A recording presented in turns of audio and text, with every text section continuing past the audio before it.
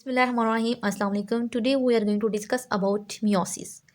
Previous lecture में हम लोगों ने माइटोसिस को डिस्कस कर लिया था। आज हमने मियोसिस को डिस्कस करना है और साथ में इसको कंपैरिजन को भी देखते जाएंगे।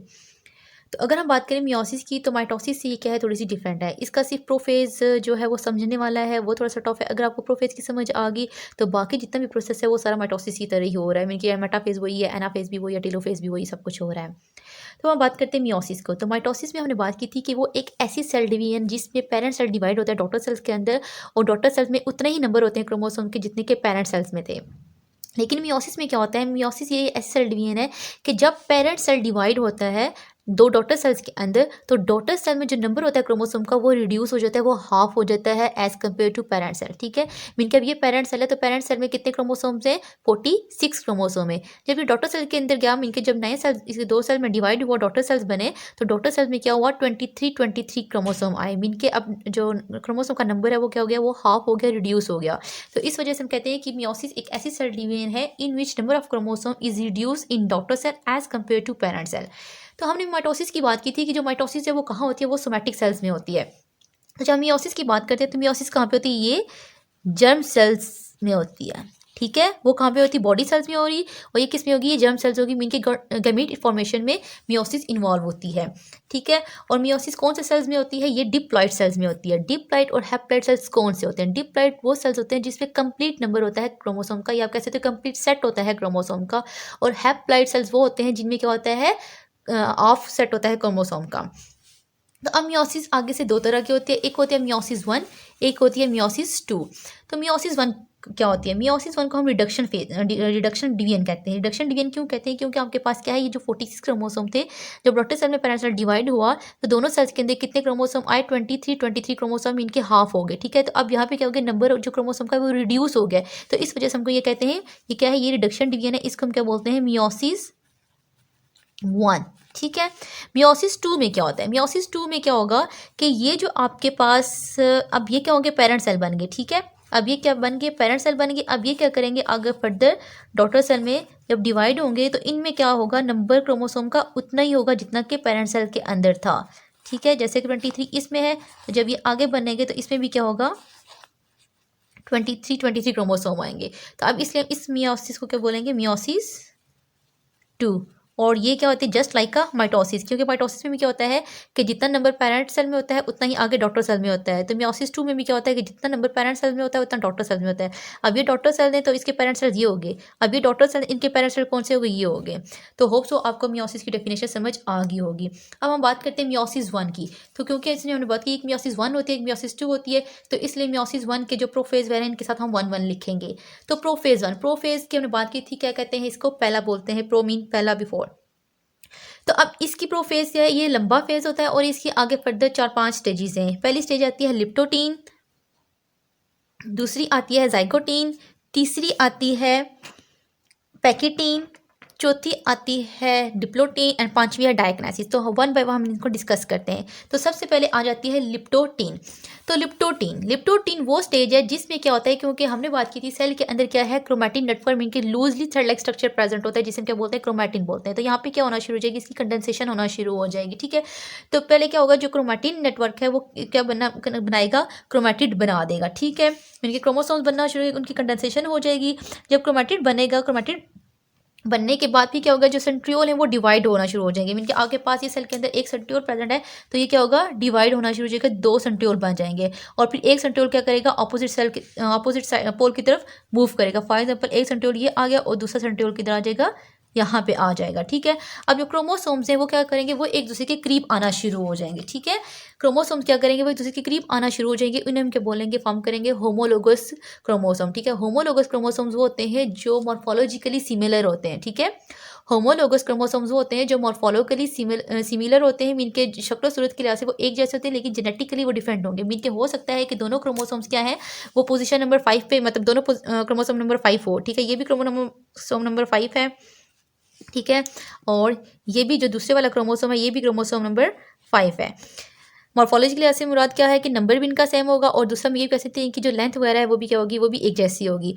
अब क्या है, फॉर एग्जांपल मैं कहती हूँ कि इसके यहाँ पे जो जीन प्रेजेंट है वो हो सकता है वो आई कलर की प्रेजेंट हो, लेकिन यहाँ पे जो होगी जीन वो हो सकता है स्किन कलर की प्रेजेंट हो।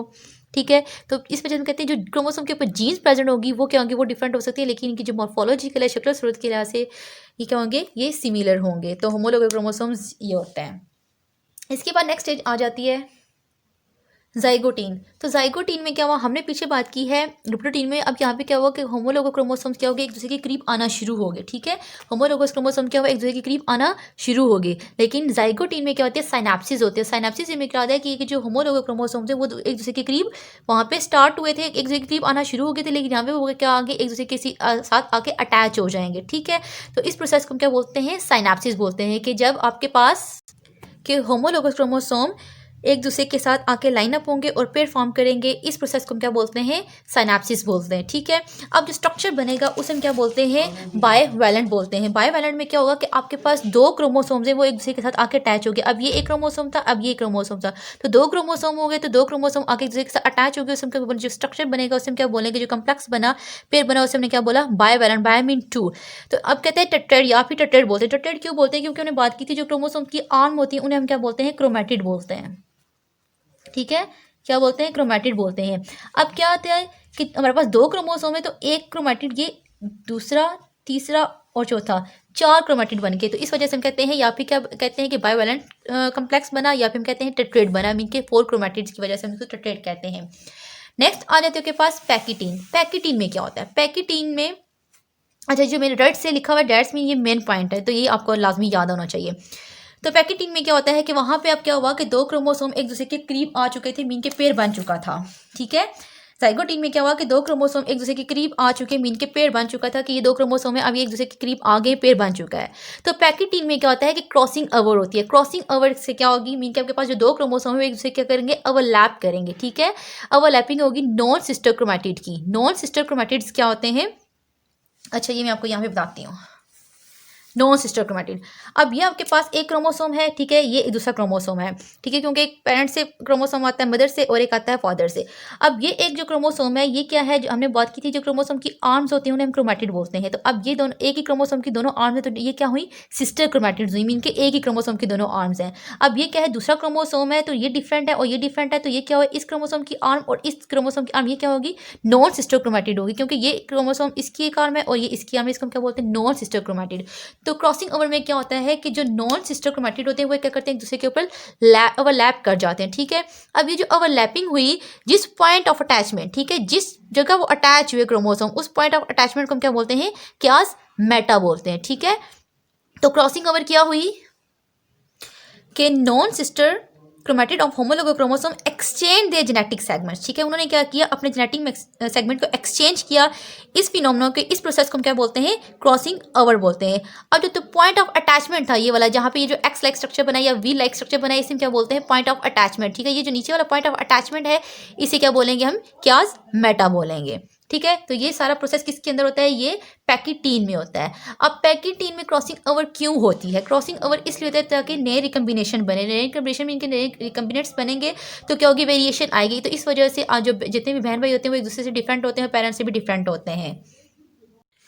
तो इसमें क्या हुआ कि रेड वाले के पास ब्लैक वाली जीन आ गई और ब्लैक वाले के पास रेड की जीन आ गई। तो अब ये क्या बन गया, नया रिकम्बिनेशन बन गया। मीन के अब इनमें क्या होगी, जीन्स चेंज होगी कि रेड वाले की जीन किसके पास आ गई, ब्लैक के पास आ गई, और ब्लैक वाली जीन किसके पास आ गई, रेड के पास आ गई। तो नेक्स्ट आपके पास आ जाता है डिप्लोटीन। तो जब हम डिप्लोटीन की बात करते हैं तो डिप्लोटीन में, क्योंकि वहाँ पे पैकेटीन में क्या हुआ कि क्रोमोसोम आपस में अटैच हो गए। ठीक है, तो डिप्लोटीन में क्या होगी, इनकी सेपरेशन स्टार्ट होगी। ठीक है, तो बस आपने ये पॉइंट याद रखना कि डिप्लोटीन में क्या होता है कि क्रोमोसोम सेपरेट होना शुरू हो जाते हैं, लेकिन कंप्लीटली सेपरेट नहीं होते। किसी न किसी पॉइंट से, फॉर एग्जाम्पल आपके पास दो क्रोमोसोम जुड़े हुए, तो अब ये क्या हो गए, ये अलग होना शुरू हो गई ये, मगर अभी भी क्या है, ये अटैच हैं। तो इसी तरह हम बात करें डायग्नोसिस में, तो डायग्नोसिस में क्या होता है, कंप्लीटली सेपरेट हो जाते हैं। ठीक है, अब फॉर एग्जाम्पल ये अटैच थे, तो डिप्लोटीन में क्या सेपरेशन स्टार्ट हुई, और डायग्नोसिस में क्या हुआ, ये कंप्लीटली सेपरेट हो गई यूं करके। लेकिन अभी भी क्या है, ये एक एंड से, यहाँ से, ठीक है, ये जो ये वाला एंड है व्हाइट वाला, ये अभी भी जुड़ा हुआ है। तो हम कहते हैं डायग्नोसिस में क्या होता है कि क्रोमोसोम कंप्लीटली सेपरेट हो जाते हैं, लेकिन एक पॉइंट से फिर भी जुड़े रहते हैं। वो पॉइंट कौन सा होता है, वो एंड पॉइंट होता है। मीन के एंड से अभी भी क्या है, ये आपस में जुड़े हुए होते हैं। ठीक है, तो इसमें भी क्या होता है जी, न्यूक्लियोलस, जैसा कि न्यूक्लियोलस जो है वो डिसअपियर होना शुरू होता है, वो डिजॉल्व होना शुरू हो जाता है। न्यूक्लियर एनवेलप जो है वो भी डिसअपियर होना शुरू हो जाती है, और माइटोटिक ऑपरेटस जो है कि उसकी फॉर्मेशन होना शुरू होती है, वो बनना शुरू हो जाता है। ठीक है, जैसा कि हमारे पास यहाँ पे क्या थे, सेंट्रियोल प्रेजेंट थे। ठीक है, अब यहाँ से क्या निकलेंगे, एस्टर फाइबर्स निकलेंगे, ठीक है, या माइक्रोट्यूब्यूल्स निकलेंगी। और इसके साथ से दूसरा कौन सा था, आपको याद होना चाहिए, पोलर जो आपस में जुड़ते हैं धागे, वो कौन से थे, थ्रेड, वो थे पोलर। और तीसरे किस्म के कौन से थे, काइनेटोकोर फाइबर, जो कि क्रोमोसोम के साथ जाके लगेंगे, अटैच होंगे, ठीक है जी। तो माइटोटिक अपरेटस की भी फॉर्मेशन होगी। फिर आ जाता है मेटाफेज। तो मेटाफेज में क्या होता है कि जितने भी क्रोमोसोम होते हैं वो, क्योंकि मेटा का मतलब होता है मिडल, तो जितने भी क्रोमोसोम हो वो सेल के सेंटर में आके क्या होंगे, अलाइन हो जाएंगे, ठीक है, वहाँ पे अरेंज हो जाएंगे। तो अब सारे क्रोमोसोम क्या हुए, सेंटर में आके इक्वेटोरियल लाइन बना ली इन्होंने, इक्वेटोरियल प्लेट बना ली, हम इसे क्या बोलते हैं, मेटाफेज प्लेट, ठीक है, मेटाफेज प्लेट। तो अब यहाँ पे भी क्या हो गया, कंप्लीटली तौर पे न्यूक्लियस डिसअपियर हो गया है, न्यूक्लियर एनवेलप डिसअपियर हो गया है, ठीक है जी। तो ये था मेटाफेज। तो मेटाफेज में क्या हुआ कि क्रोमोसोम दरमियान में आके अरेंज हो गए। नेक्स्ट आ जाता है आपके पास एनाफेज। तो एनाफेज का, एना का मतलब होता है सेपरेशन, सेपरेट होना। तो एनाफेज में क्या हो गया कि क्रोमोसोम्स क्या हो गए, अब सेपरेट होंगे। सेपरेट कैसे होंगे, क्योंकि मेटाफेज के अंदर अब ये जो स्पिंडल फाइबर थे, ठीक है, ये जो स्पिंडल फाइबर थे ये क्या करेंगे, ये ऑपोजिट पोल की तरफ पुल होंगे, ठीक है, पीछे की तरफ यूँ खींचे, जैसे कि स्पिंडल फाइबर थे तो ये क्या करेंगे, ऑपोजिट पोल की तरफ पुल होंगे। जब ये पुल होंगे तो जो क्रोमोसोम्स हैं वो पहले जुड़े हुए थे वो क्या हो जाएंगे, वो सेपरेट हो जाएंगे, ठीक है। तो अब ये दोनों क्या हो गए, अलग हो गए, स्पिंडल फाइबर भी शॉर्ट हो गए और जो क्रोमोसोम्स थे वो भी क्या होंगे, वो भी सेपरेट होंगे। नेक्स्ट आ जाता है आपके पास टीलोफेज। तो टीलोफेज में कैसे, टीलोफेज को हम क्या बोलते हैं, रिवर्स ऑफ प्रोफेज। तो इसमें सारा क्या होता है, उल्ट होता है प्रोफेज का। जैसे कि प्रोफेज में क्या होता है कि न्यूक्लियर वायरस डिसअपियर हो जाता है, लेकिन टीलोफेज में क्या होगा, वो रीअपियर हो जाएगा, दोबारा से आ जाएगा। न्यूक्लियर डिसॉल्व हो जाता है, यहाँ पे न्यूक्लियर क्या होगा, दोबारा से रीअपियर हो जाएगा, ठीक है। और फिर इस तरह सेल क्या होता है, दो के अंदर डिवाइड हो जाता है। और अब आपने देखा होगा कि जब हमने स्टार्ट किया था, एक मिनट, जब हमने स्टार्ट किया था उसमें कितने क्रोमोसोम थे, 4, 1 2 3 4।